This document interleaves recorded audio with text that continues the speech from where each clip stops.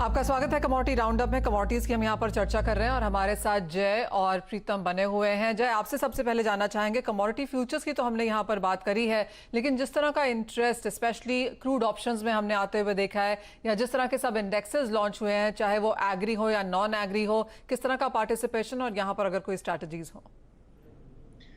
जी मनीषा, देखिए ये commodities market ना धीरे धीरे मैच्योर हो रहा है। इंडेक्सेस यहाँ पे आ रहे हैं जिसमें ट्रेडिंग पार्टिसिपेशन बढ़ रहा है।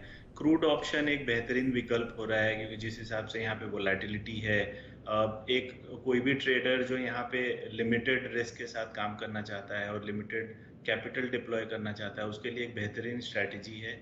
और हम लोगों ने देखा है कि मार्केट में पार्टिसिपेशन बढ़ा है क्रूड ऑप्शंस में, और इंडाइसेस में भी ट्रेड्स हो रहे हैं। तो कुल मिला के ये एक अच्छे संकेत हैं। और आने वाले समय में जिस हिसाब से यहाँ पे बुलियन एक्सचेंज आना है, स्पॉट एक्सचेंज, तो एक प्राइस डिस्कवरी मैकेनिज्म भी होगा। और जितना पार्टिसिपेशन बढ़ेगा इस तरह के प्रोडक्ट्स में, यहाँ पे मैच्योरिटी बढ़ेगी ट्रेडर्स की, वो एक और विकल्प देखेंगे जो बहुत ही लिमिटेड था अभी तक कमोडिटीज मार्केट के लिए। इक्विटीज में बहुत सारे विकल्प अवेलेबल हैं, तो आई थिंक कमोडिटीज में भी ये सारे इनिशिएटिव्स के कारण यहाँ पे मुझे लगता है आगे चल के मार्केट में और मैच्योरिटी देखने को मिलेगी। प्रीतम, एक फाइनल क्वेश्चन आपसे भी उसी पर, आपको भी लगता है कि कहीं पर इंडेक्स या ऑप्शंस में फिलहाल इस वक्त यहाँ पर स्ट्रैटेजी का मौका है? एब्सोल्युटली, आई थिंक ये अपॉर्चुनिटी है। बोथ इंडेक्सेस, आप ये मान के चलिए, द न्यूअर जनरेशन को global exposure is a very important thing. तो उसके हिसाब से they have been tracking crude, gold, आप सब ट्रैक करते रहते हैं क्योंकि इसकी इंफॉर्मेशन रेडिली अवेलेबल है। आई थिंक जो दिक्कत थी वो था about how do they participate. Indexes की आने के चक्कर में एक कॉस्ट ऑफ पार्टिसिपेशन बहुत लो हो जाता है, सेकेंडली यूनिट भी इम्पैक्ट भी छोटा हो जाता है उस चक्कर में। I think so options gives a client an opportunity to participate, but yes, the amount involved to participate is very low. तो उस चक्कर में क्या होता है कि उसकी पार्टिसिपेशन इंक्रीज हो सकती है, वो एक्सप्लोर करने के लिए तैयार है। इंफॉर्मेशन ग्लोबली अवेलेबल है, न्यूज, आपके researches are readily available. Only requirement थे कि आपके पास कैसे टूल्स हैं अवेलेबल जो क्लाइंट उसको यूज करके मार्केट में पार्टिसिपेट करे। जैसे ये इनोवेटिव टूल्स इंक्रीज होते रहेंगे, आप देखते रहेंगे कि आपका पार्टिसिपेशन बढ़ता रहेगा इस पर्टिकुलर सेक्टर। वेल एब्सोल्युटली, हम आपके पास अपने दर्शकों के लिए यहाँ पर भी स्ट्रैटेजीज लेके आने की कोशिश करते हैं, क्योंकि यहाँ पर भी हमने वॉल्यूम्स, अपॉर्चुनिटीज बढ़ते हुए देखी हैं, जैसे दोनों हमारे गेस्ट ने कहा। इसी के साथ जय, प्रीतम, बहुत शुक्रिया साथ जुड़ने के लिए, तमाम कमोडिटीज पर राय देने के लिए। और इसी के साथ अपनी खास पेशकश क्रिप्टो निवेश की तरफ चलते हैं, जहां पर आज हम बताएंगे आपको किस तरह के और कितने तरीके के क्रिप्टो एक्सचेंजेस होते हैं। CoinDCX and CNBC Awaaz present Crypto Nivesh Digital Dham। CoinDCX और CNBC आवाज प्रेजेंट क्रिप्टो निवेश डिजिटल धन में आपका स्वागत है। और क्विक बाइट्स में आज आपको बताएंगे कि अलग अलग क्रिप्टो एक्सचेंज क्या होते हैं और किस तरीके से काम करते हैं। तो क्रिप्टो एक्सचेंज दरअसल स्टॉक एक्सचेंज के ही जैसा है, बस इसका फोकस क्रिप्टो करेंसी पर होता है।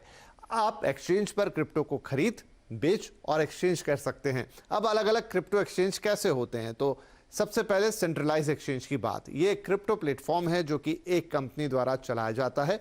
एक्सचेंज आपको क्रिप्टो में व्यापार और निवेश करने के लिए एक प्लेटफॉर्म देता है और कस्टोडियन की तरह काम करता है। ये फिएट से क्रिप्टो करेंसी और क्रिप्टो करेंसी से फिएट तक के ट्रेड ऑफर करता है। ये सरल एक्सचेंज है, यहाँ ट्रेडिंग शुरू करने की प्रक्रिया आसान है और ये काफ़ी तेज़ी से काम करने के लिए जाना जाता है। शुरुआती से लेकर पेशेवर तक अलग अलग किस्म के अनुभव वाले ट्रेडर्स इसका इस्तेमाल जोर शोर से करते हैं। अगला, डिसेंट्रलाइज एक्सचेंज। ये नॉन कस्टोडियन एक्सचेंज है जिसमें कोई सेंट्रल अथॉरिटी काम नहीं करती है। ये crypto to crypto trade offer करते हैं। डिसेंट्रलाइज एक्सचेंज पैसे के ट्रांसफर को प्रोग्राम करने के लिए नेटवर्क और प्रोटोकॉल का इस्तेमाल करते हैं। वॉलेट टू वॉलेट ट्रेडिंग के लिए यूजर्स के वॉलेट में फंड ट्रांसफर किया जाता है। ये यूजर्स को ज़्यादा गोपनीयता देते हैं और एक्सचेंज के हैक हो जाने पर फंड की चोरी होने की संभावना को भी कम करते हैं। पर इसका नकारात्मक पक्ष ये है कि एक्सचेंज की भागीदारी की कमी के चलते कोई तीसरा पक्ष एस्क्रो या मॉडरेटिंग ट्रांजैक्शन के तौर पर काम नहीं करता है।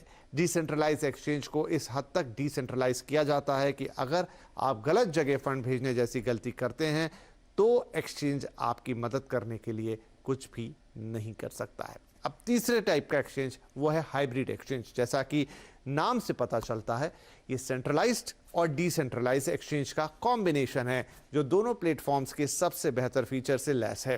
हाइब्रिड एक्सचेंज ये तेजी से लेन देन करते हैं, ये स्मार्ट कॉन्ट्रैक्ट सुनिश्चित करते हैं ताकि कोई भी सेंट्रल फिगर शामिल ना हो, सुरक्षा जोखिमों को कम करते हैं और किसी कंपनी पर निर्भर होने के बजाय ग्राहक की संपत्ति की सुरक्षा को ब्लॉकचेन पर रखते हैं। तो आज के इस क्विक बाइट में इतना ही। आई होप ये जानकारी आपके काम आएगी। फिलहाल आपसे लेंगे इजाजत। Take care, good bye. Coin DCX and CNBC Awaaz